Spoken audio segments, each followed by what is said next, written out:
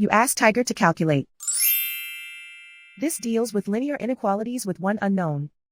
The final result is m greater than -2. Let's solve it step by step.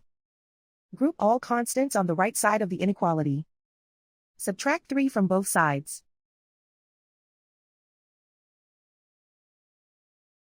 Group like terms.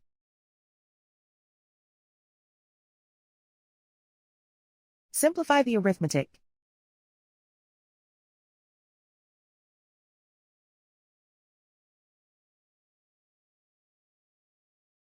Isolate the m.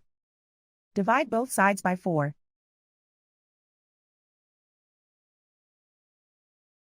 Simplify the fraction.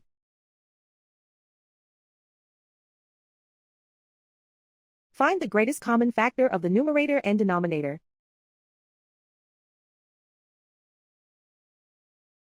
Factor out and cancel the greatest common factor.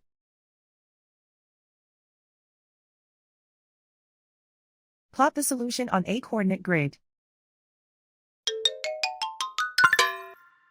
And so the final result is m greater than -2.